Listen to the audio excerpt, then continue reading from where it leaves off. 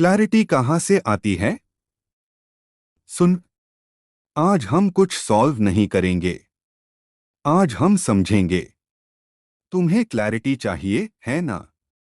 ऐसा लगता है कि लाइफ में कुछ करना है, पर क्या करना है ये क्लियर नहीं है। कभी लगता है ये सही है, फिर अगले ही दिन लगता है नहीं, शायद कुछ और धीरे धीरे तुम सोचते सोचते थक जाते हो और रुक जाते हो। तो चलो सबसे पहले एक सीधी बात करते हैं। क्लैरिटी मिलती नहीं है, क्लैरिटी बनती है। क्लैरिटी होती क्या है? तुम क्लैरिटी को गलत समझ रहे हो। तुम सोचते हो क्लैरिटी मतलब सब कुछ एकदम साफ दिखना, पूरी लाइफ का प्लान रेडी होना। पर क्लैरिटी का असली मतलब है बस अगला कदम दिखना, बस इतना।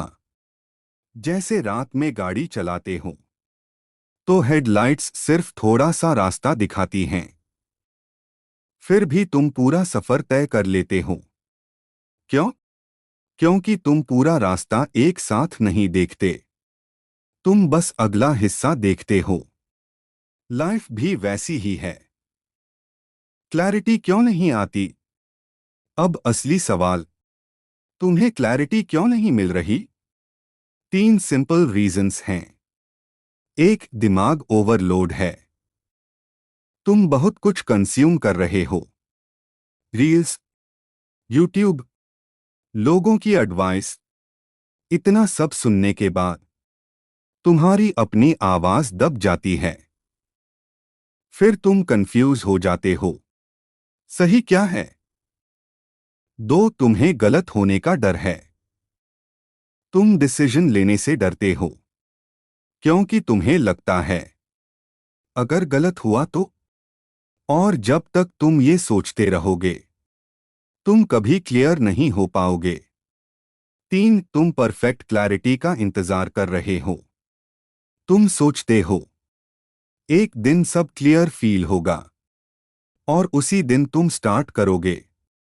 पर सच ये है, वो दिन कभी नहीं आता। सबसे जरूरी सच, ध्यान से सुनना। तुम्हें क्लैरिटी नहीं चाहिए, तुम्हें गारंटी चाहिए।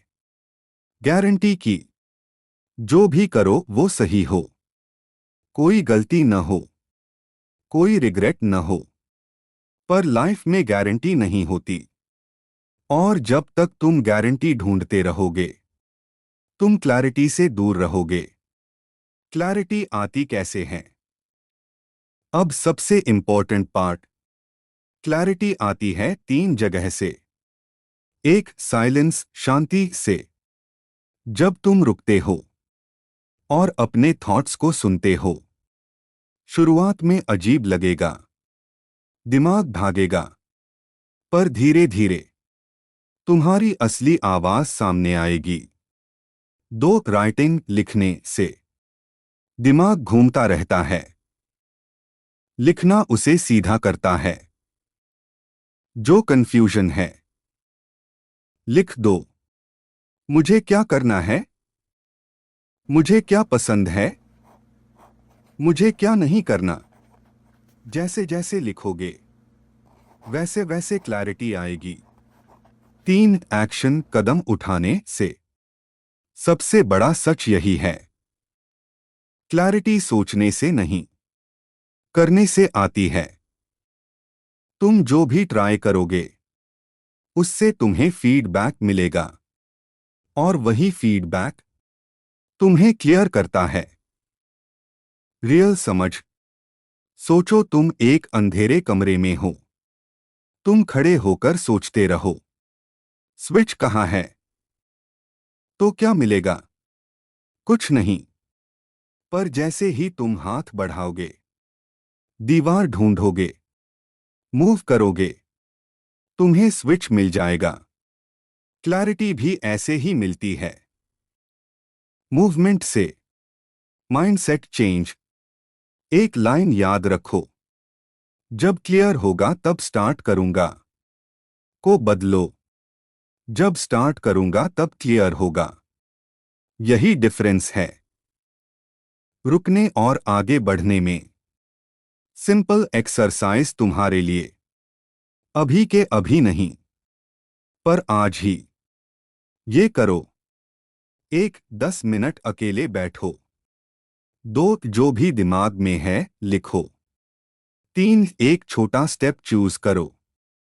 4 उसी दिन शुरू करो। बस इतना। Emotional truth. अगर तुम अभी लॉस्ट फील कर रहे हो तो ये खराब चीज नहीं है। ये साइन है कि तुम ग्रो कर रहे हो, क्योंकि ग्रोथ हमेशा कंफ्यूजिंग होती है। तुम्हें सब कुछ आज समझ नहीं आएगा, और ये ठीक है। बस रुकना मत। धीरे चलो, पर चलते रहो। क्लैरिटी कोई मंजिल नहीं है, ये एक प्रोसेस है, और तुम उस प्रोसेस में हो। बस ट्रस्ट रखो। एक एक कदम लो, बाकी रास्ता खुद क्लियर हो जाएगा।